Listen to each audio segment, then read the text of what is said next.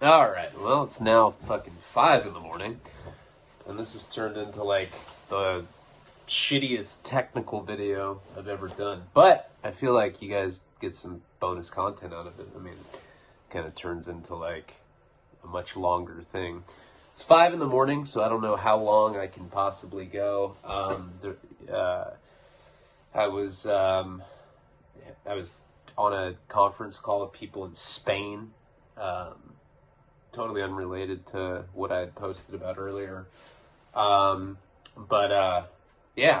it's been a really great day so far. So try to keep the energy going. So we were talking about Tammy and how the first time I ever shot crystal meth was with her. And, you know, she was like one of those East Coast whores. I don't know. There's no other way to say it. I can't be like, yeah, she was just some, she was some Eastern broad. No, she was an East Coast fucking whore. Ow, I think if we did crystal meth together, I think it would be phenomenal. You know, she was like one of those kind of people. And so I had gone to her house and she had these deflated, like, balloon gravity-stricken boobs. God, that sounds so I always sound misogynistic and racist and homophobic and xenophobic and... Is that how you say it? Xeno? Or is it Zano? Like a fucking instrument. Transphobic. Everything phobic. I'm just scared of everything. Ew. There's actually people that are scared. Like, they're scared of gay people. They like, literally have, like, they're, like, scared that they're gonna get their dick sucked if they chill with them for too long. And dude, the guy with the dope-ass outfit, scared he's gonna suck me off. There's actually people like that. Okay, so anyway, so I'm hanging out with this girl. And she basically, like, see, I had never shot meth at that point. Well, was it the first time that I did it? I don't know. I was smoking it at that point. I don't think I had I think it was the first time that I'd shot it up. It was I was like 18 or 19 at the time. It was a long time ago. Whatever the case was, like, I know that I had underestimated what the drug did to me. Nowadays, dude, I could look at meth and I'd become a pervert. And I was pretty perverted back then. I mean, I remember I used to go to my boy's house. I don't think I've ever talked. This is some straight sex offender shit. I shouldn't even talk about this. This is some straight weirdo shit. I remember there was this guy that lived by my parents' house. And he was like in a band. Never went anywhere. He sucked. You know, it always sucks when there's someone that, like, really wants it, but they're really, really bad at what they do. I'm sure everybody knows somebody like that in their life. And this guy was just really bad. I don't even know what he does now. It's probably his stepdad or something. I don't know. I did hear that he dramatically... Anyway, who cares? Okay, but anyway, I used to go over to his house, and I'd listen to him strum his acoustic guitar, and we'd shoot meth. This is after I had done this with Tammy. And right when I do the shot, what happens when you shoot meth is you get this really crazy static electric rush that kind of just vomits through your body. It feels like static electricity is trying to spew its way out of you. And that's like kind of a gross way to say it, but that's what it feels like. It feels like it's like pressure builds, like when you come. Guy or girl. I mean, I'm not a girl, so I don't know how it feels when you come, but I've heard that it's a pressure thing, and it builds up, and then it explodes. That's what this feels like, but with static, but it doesn't explode. It just, like, goes into your hair, and you feel this gross static. You can, like, feel the chemicals surging through you. And then it kind of, like, goes back and descends throughout. It, like, courses through your body, tickles your balls a bit, and you're perverted. Instantly, my eyes get big, and I'm just like, ugh. And I really usually just want to beat off. Which is weird. I mean, there's a girl in a motel with me, when in Rome type shit, but for the most part, I'm a masturbator when I do meth. And so I used to be at this guy's house. We'd shoot meth, and he'd want to do guitar. Because a lot of people do meth, and they want to get crafty. They want to make a fucking elevator out of a compactor, shit like that. Me, I just want to jerk off. And I used to leave his house. I told this story in prison, almost got beat up.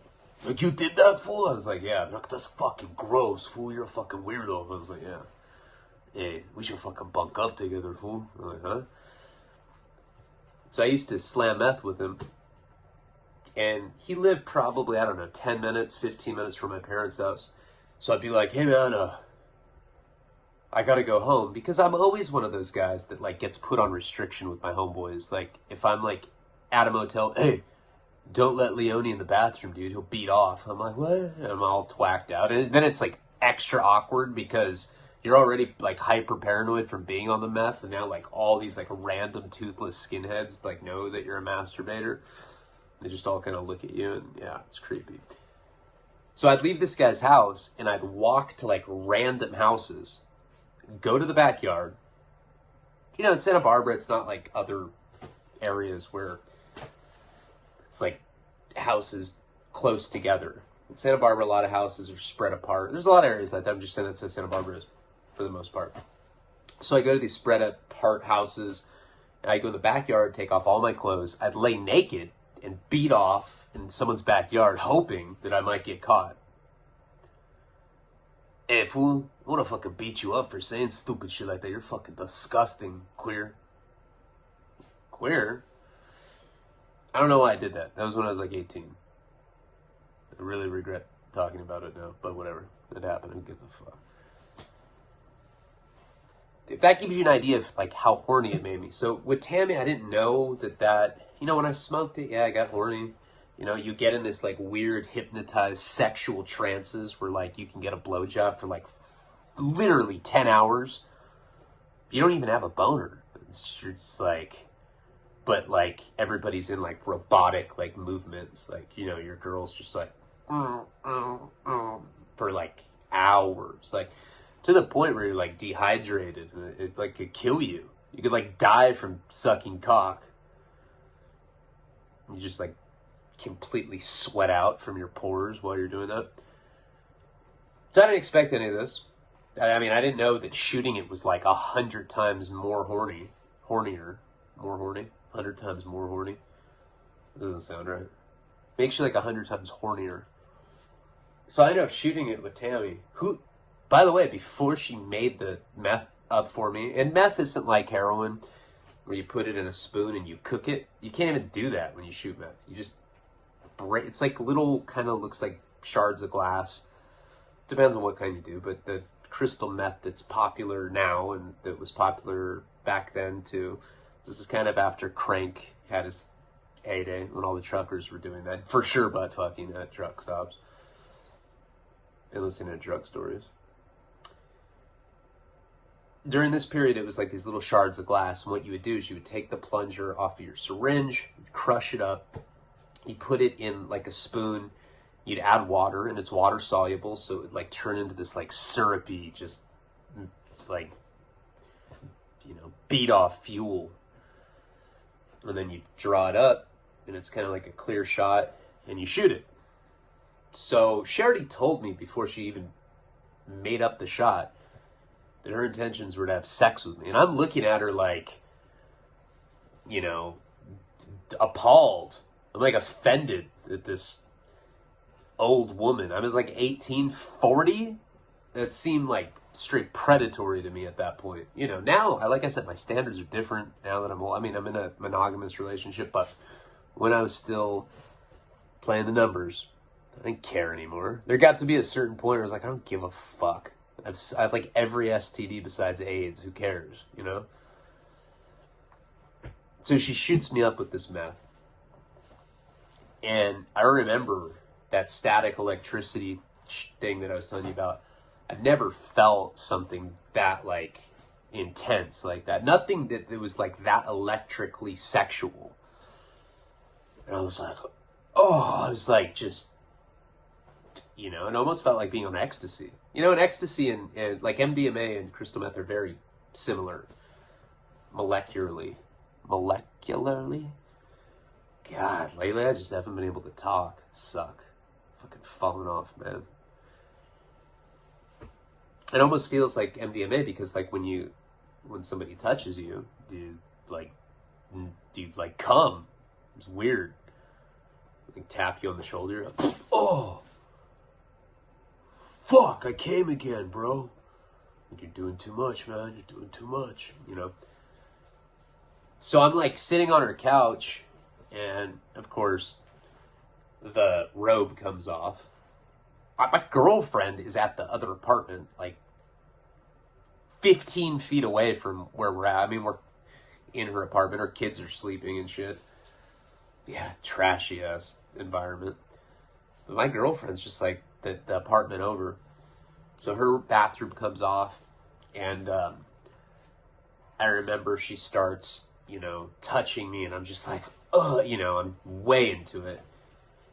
And then I have this realization that, you know, my ass probably stinks, you know? Like, I don't know. I was strung out at the time. I know that. So I wasn't showering. And I was like, fuck, you know, there's probably shit in my ass. Like, it could stink, whatever. Not shit in my ass, but it could smell shitty. And she was touching me, and it was really hard to resist her. But I was like, hey, and I'm just twacked out. I'm like, hey, I gotta use the shower. And she's like, okay.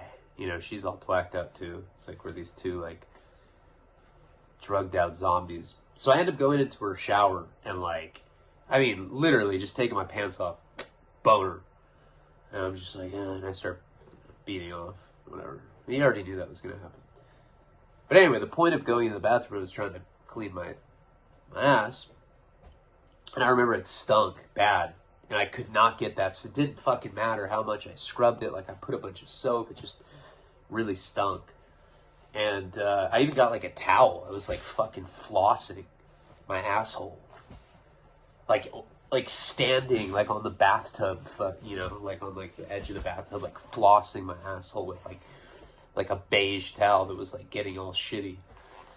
Anyway, I couldn't get the smell to go away. And, you know, when you're on meth, maybe you're, like, at these hyper obsessions or whatever. And I was, like, pretty much convinced that that I just stunk. That seems to be a reoccurring, like, trip that I get on when I'm on hallucinogens. Sometimes when I'm on meth. And I was like kind of embarrassed about it. I didn't want her to know that, you know, that I had this problem. Very embarrassing problem. My asshole stunk and there's nothing I could do about it. It didn't matter how much I scrubbed it. So I went out of the bathroom. I mean, I probably, you know, in meth time, I probably beat off for like 4 hours and I just didn't even realize, like, to me, I was like, oh, I was in here for like 4 or 5 minutes, you know, but hours go by. And when I go out there, she's got like one of those massage, you know, like one of those big, like crazy big chief massage things. Spreads her legs and she's just like sitting there just getting it. And I was planning on not doing anything with her. And I could not resist once I saw that. And I remember she's just like, come here, help me, help me. And I just remember how gross it was. Like, she was shot out. I was super high, so I didn't even care. But, like, it was one of those things where, like, I got, like, in that trance. And she's like, here, stir the big chief. I'm like, all right. And I felt like I was, like, cooking, like, mashed potatoes or, like, mush or something, you know? I felt like I was, like, cooking mush on the stove. But it was really some, like, old stripper lady with, like, a massage device that we were using as a vibrator. And I remember she's like, take your clothes off. And I was like all in my head about the fact that I just couldn't clean that area very well. But I did it anyway. And we ended up having just kinky sex. I think she finger banged me, you know, shit like that. Kind of thing where, like, when you're finished, you're like, what the fuck were we just doing? Ew. Never want to talk about this again.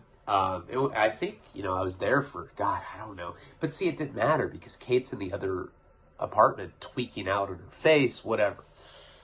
She didn't even realize I was, like, gone for, like, a half a day. I go back and I just, now not only do I smell bad from the shit, I smell bad because I've been having sex for, like, a half a day. And I'm just like, what have I done? Like, I felt like I killed someone or something. I remember I took a shower and, you know, probably stayed up couple more days, whatever it was. This is a long time ago. Point is, though, is after that, it was just super awkward around Tammy. It was just weird, you know. She's wasn't attractive. She talked, her voice annoyed the shit out of me. Like, how? That was weird. We got all fucking twacked and we fucked. You know, she's like very like frank about it. I was like, yeah, Tammy, like, can we not talk about that? I have a girlfriend. She's like, well, you fucking cheated, didn't you? It was just, you know, it was like, I was really in the danger zone right there. So that kind of broke the ice though. And from that, like I said, I think that was the first time that I'd shot meth. May not have been, I don't know. But I know that I started doing it a lot at that point. And so I started going over to her house all the time. She's sucking off the Elmer Fudd dude that is the landlord or whatever. And I go there one day and there's this guy in drag. Doesn't even look like a woman. It looks like a dude that's wearing a dress. And he's like, and of course, twacked. He's like, hey, man. What's up, man? And he had like a real manly name. I don't know what it was. But it's like, I'm Freddie, bro. I was like, hey, Freddie. Nice to meet you. Full on drag. Twacked out. And he's like, hey, Tammy, does the kid know what we do here? You know, and she's like, no, I've never told him what we do. You know, me and him fucked one time with the big chief.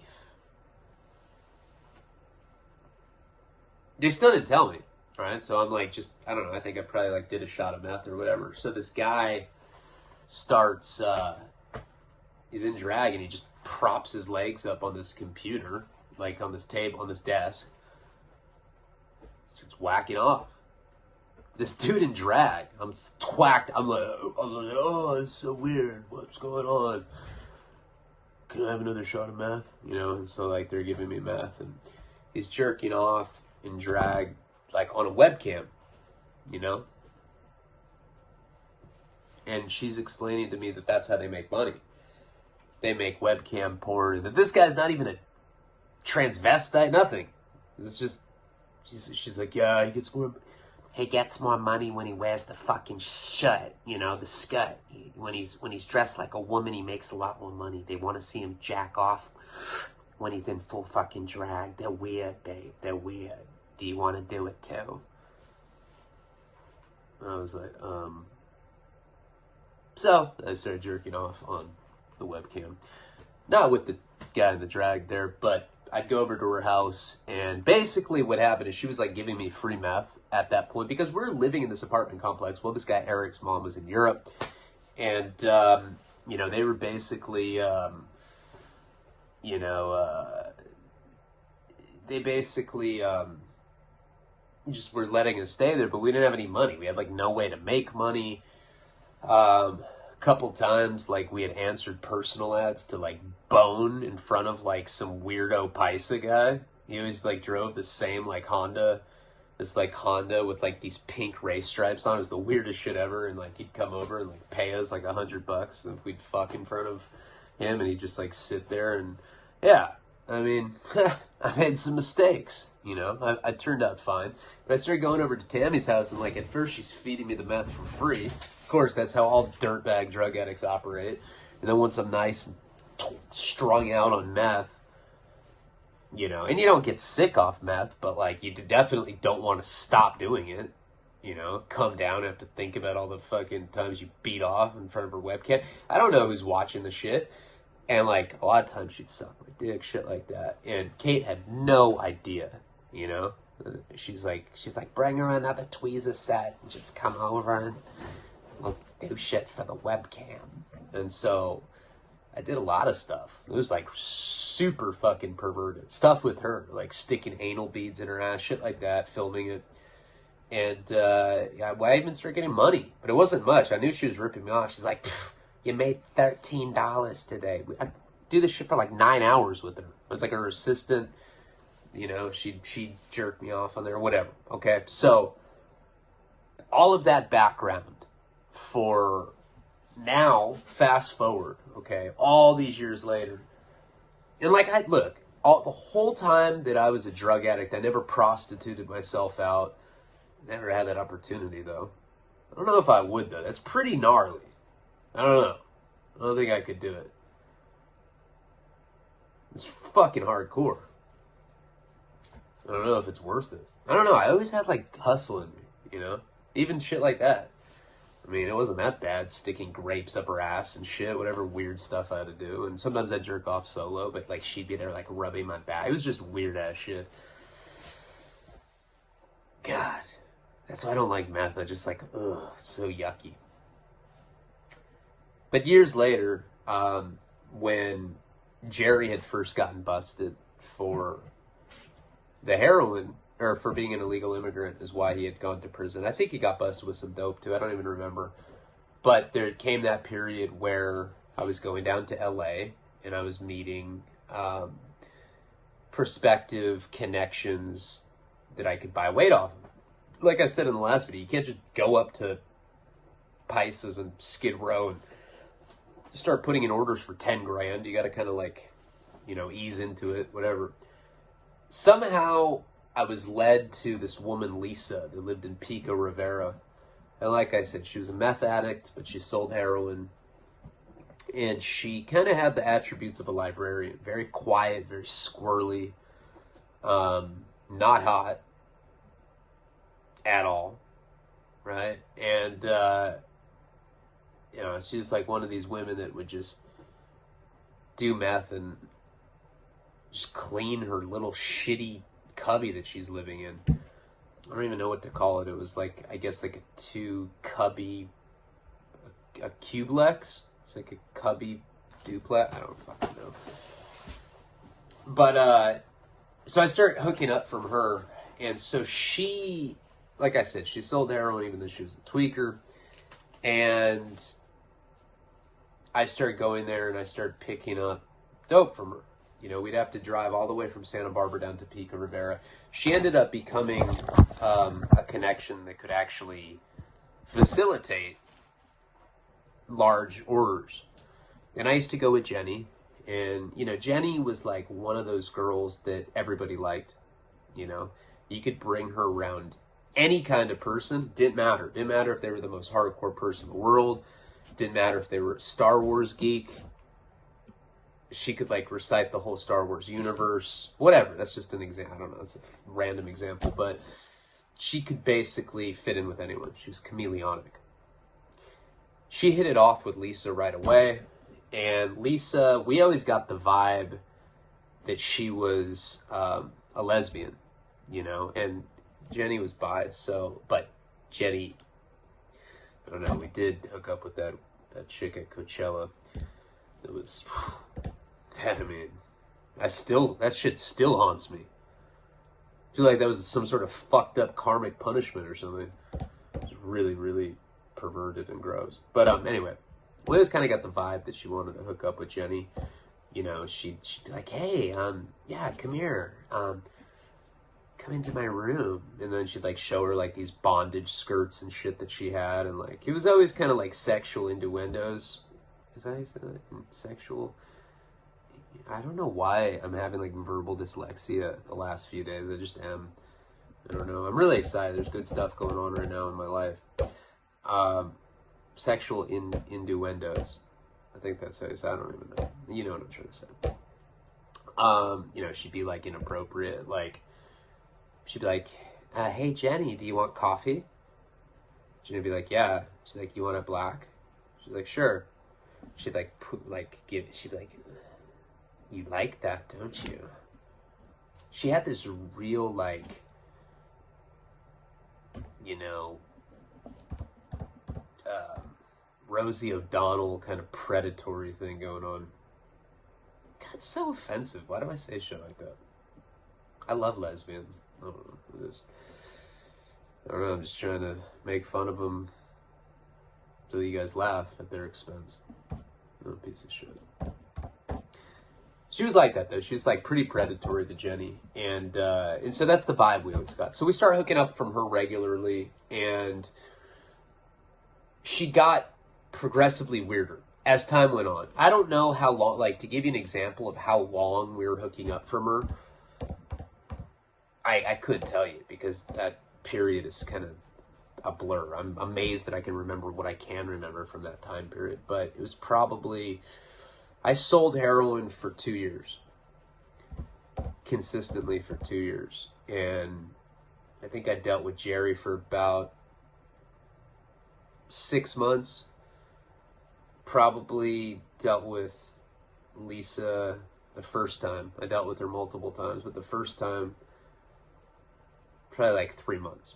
So I'm going down there a couple times a week. I'm going to Pico Rivera. It's kind of the same thing that we've always talked about before I became like a full-blown dealer, where I would get a bunch of people's money together. We'd get like 10 grand, 15 grand, go get like big ass amounts of it. And then everybody comes out on top. You know, it's like you put $300 or $400 into somebody that's bringing $10,000, you're going to get a hell of a lot more than you'd get if you just bought that $300 or $400 at face value. So we'd go down there, and at first, like I said, the sexual innuendo, the sexual whatever with Jenny, her always cleaning. Not too paranoid in the beginning, but she started getting more and more paranoid. And so we'd like get to her house, we'd call her, we're like, all right, Lisa, we're here. Can we come inside? She's like, shh. She just hang up. Like she would pick up just to tell us to like be quiet. You got to realize we're parked like 4 blocks away. Like we're like not like directly in front of her house. Like we get there, but we're way down the street because we've been trained to do that. Call her, shh. And she had one of those. She had a landline. She didn't have a cell phone. It's like the only person that I knew that had like a rotary landline. That's all she had. So she'd pick up like one time, shh, and then she'd take her phone off the hook. So we call it back and go straight to voicemail. It was so fucking annoying. And she'd be in these like weird, like obsessive fits. Like, I gotta get my cubby clean for these people. Stuff like that. Sometimes she'd be in these like, she started getting these really weird paranoid fits, you know. There was a point that we had gone to her house, and she had like, I forget what they're called, but they were like those old school, like you put them in a tire, like to lock your steering wheel. Not a tire, but you put it in to lock your steering wheel so that people can't steal your car. Some shit from the 90s. I forget what it was called. I know someone will comment and tell me what that was. But I remember we went there one time and she said that we could come in, and she, like, you know, even if she told us to come up to her house, we'd have to go knock on the door. I go and I knock on the door, and she opens, and she has one of those, like, it looks like a crowbar. And her, like, hand was trembling, and she's like,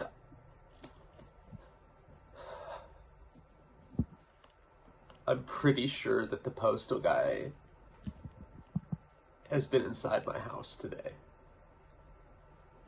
Come in.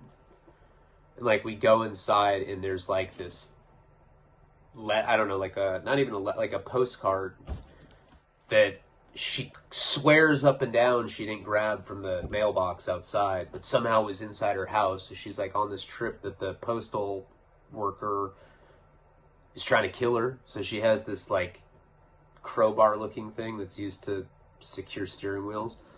And she was, I mean, I'm telling you right now, she was in full-blown meth psychosis, completely convinced the postal guy was trying to kill her.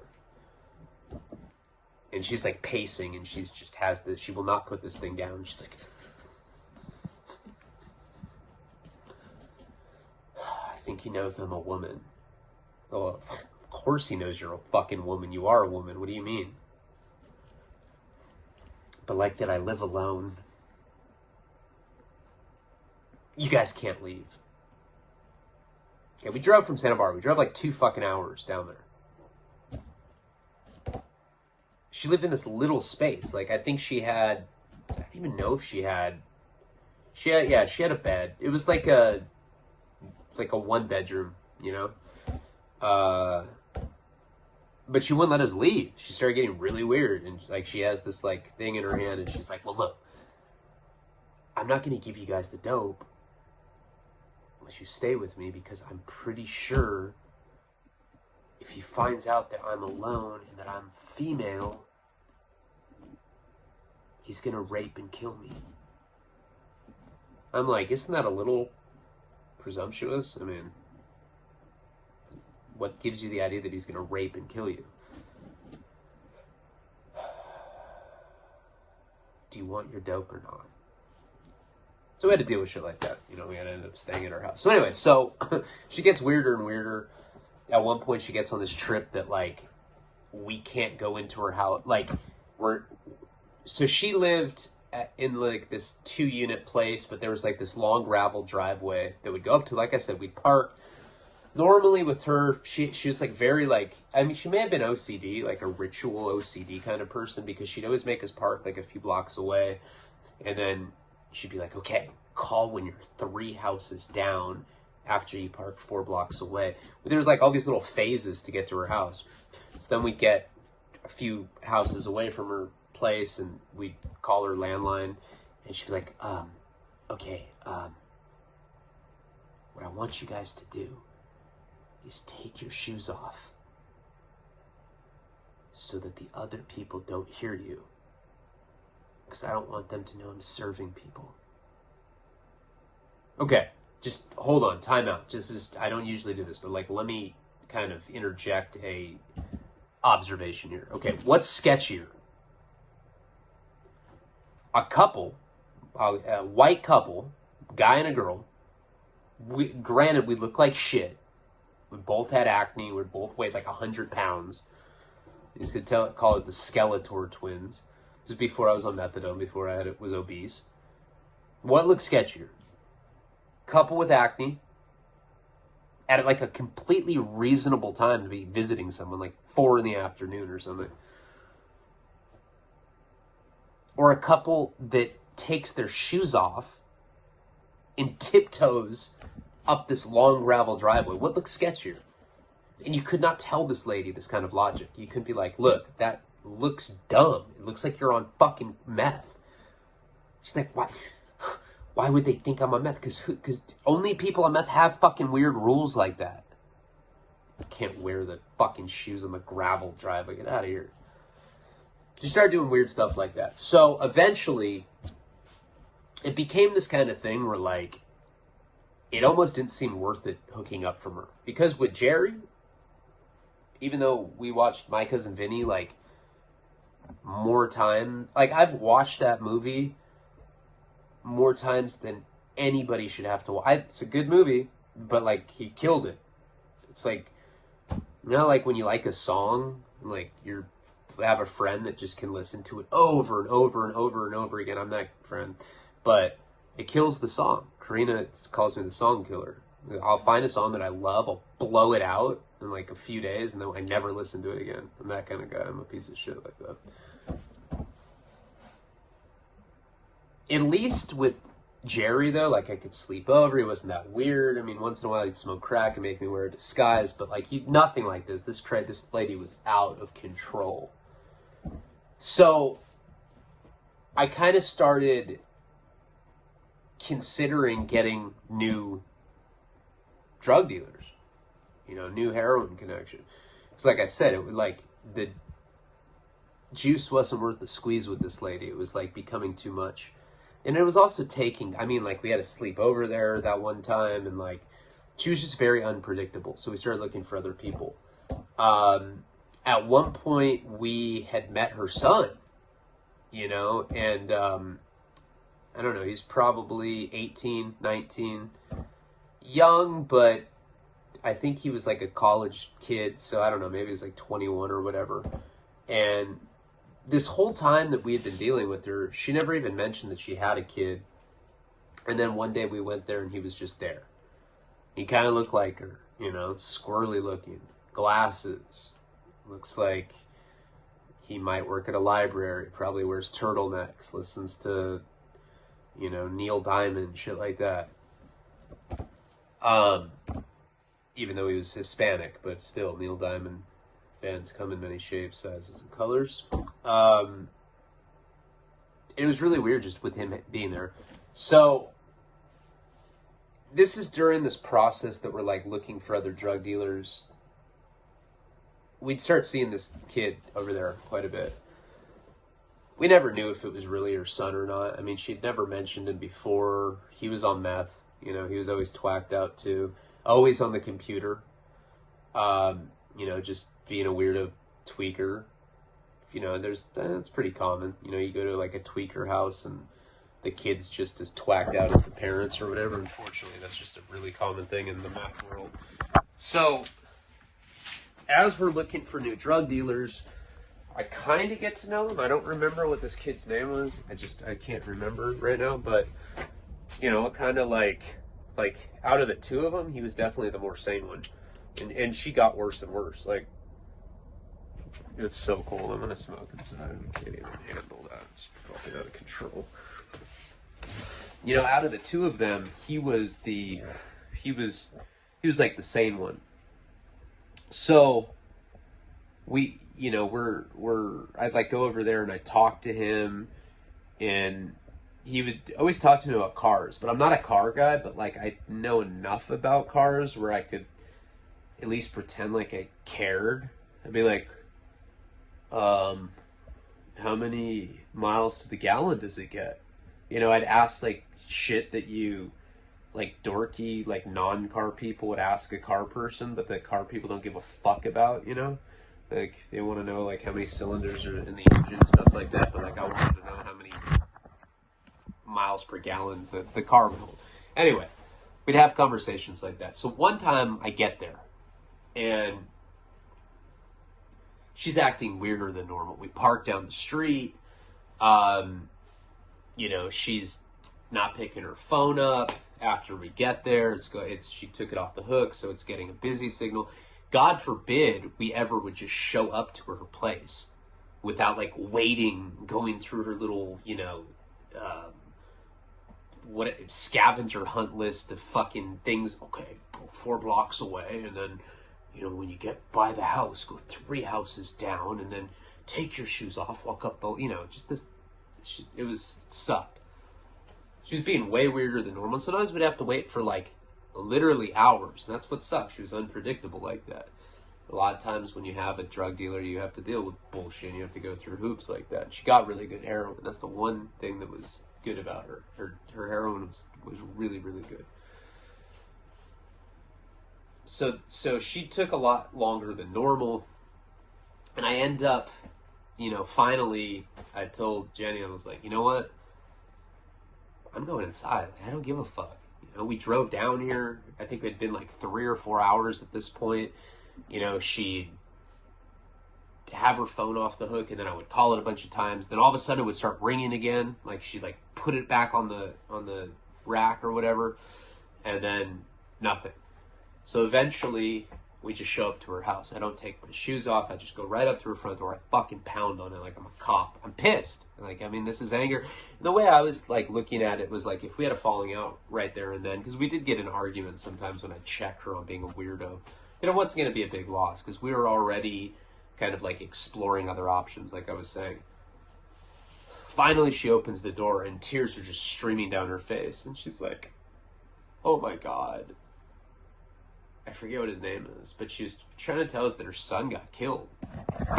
Like, that somebody had, like, murdered him and shit. Like, she's, one of his old roommates or something. She's like, he was murdered, and I'm besides myself, blah, blah, blah. And, you know, I mean, as weird as she was, and although I was completely strung out on heroin at the time, I'm not, like, I do have a soul somewhere in there. And I tried to express empathy towards her. I was like, oh my God. And she, you know, she let us go into the house. You could tell she was in shock, and she's telling us how he got killed. She just basically started telling us about his dad. His dad was doing a life sentence. Same exact situation as that girl, Tammy. Like, totally different people, but very similar. Except Lisa wasn't as much of a fucking horror as Tammy. And then she's telling us that she's like, I don't know what I'm going to do for my rent. She's like, he used to pay rent for me. And all of a sudden it became clear to us that she cared a lot more about the fact that she wasn't going to be able to pay her rent anymore. She didn't even care that her kid died. If that was her kid, I don't even know if it was. I think he might have just been some tweaker. Probably bought drugs off her, and she's like, you're my son, you know, because she was crazy like that. She's a fucking batshit crazy tweaker lady. And I was like, hold up. You're a drug dealer. What do you mean by that? She's like, well, and she had a hard time talking. Like, she wasn't like Tammy where she, oh, you know, fucking the sex that we had was just, oh God, it was fantastical. She wasn't that kind of person. She was more quiet, more reserved or whatever. And she starts explaining to me that he did something on the computer that, where he would like use the webcam and somehow he was making money for her and that's how they were paying the rent. Made no sense because she was a drug dealer. It's like, well, I'm literally bringing you 10 grand at a time. You must be making something nice off that, at least 3 or 4 G's. Like, you know, in this cubby, this is in Pico Rivera. You're talking about this cubby that she was renting was probably like $700 or $800. It wasn't shit. And she's like going on and on about how he used to provide for her because he did this webcam thing. And I was like, did he masturbate on webcam? She's like, yeah, he did that. And that's how we paid for this place. I was like, so you have your kid jerking off on a fucking camera for you? Yeah. Thought she was going to say that she wasn't his kid, but no, she always maintained that. And so she starts going into this like weird thing about how she's not even the one that pays the rent and that like even he wasn't paying the rent, that he worked for this like company that was paying the rent for him. And now that, that he was dead, and she's saying it so flippantly, like, you got to understand, I don't know if I'm explaining this right, but she was more mad about the fact that she wasn't going to be able to pay her rent than the fact that her supposed son had died. And she's like, this company is not going to pay for our apartment anymore, whatever she called it. She's like, you got to help me. I was like, do you need money? I need you to do the webcam stuff. Now, look, when I used to do that with Tammy, I used to do that with Tammy, you know? And when I said, like, I did it solo, she was, like, doing it with me, though. Like, I was never just, like, by myself jerking off. And furthermore, that was, like, 4 years before. At this point, I was a drug guy. I didn't need to do weird shit like that. And she basically tells me that she doesn't even have the ability to pay to stay at this place. That the only way that they can stay there is if she gives them work or whatever. I don't care. But at this point in my life, I'm strung out of my mind on heroin. I can't even get a boner, you know? And I'm like considering it, you know? Like just to kind of keep the connection alive until we find somebody else, you know? It's not like we had like a reliable source yet. Like we were shopping for him, but we didn't have somebody that we could just up and like leave her at that point. Like we needed her. And then she drops the bomb and says that she won't give us anything unless I do it. So by just me showing that I had willingness to do this, to jerk off by myself, mind you, not with anybody else, like probably just some like weird, like twacked out carny in like Wyoming or something. It's like, yeah, man, I'll pay $15 for this. Look at this kid, man. He's got acne. He's jerking off. This shit fucking rocks, you know? Jenny's like, I don't want you to do that. But now we're in a weird situation because we can't get the dope unless I do it. And we'll continue this weird little saga perversion in the next installment of the series. Sorry for breaking this video into like 3 parts. I think I did a 30, a 45 minute, and a 20 minute. So I don't know. It's like an hour and a half. So I feel like you guys came up on top a little bit. But I do appreciate you guys. It's been a good day. You can probably tell I'm in a way better mood. Way better at stories when I'm in a better mood. Appreciate you all. Palabra.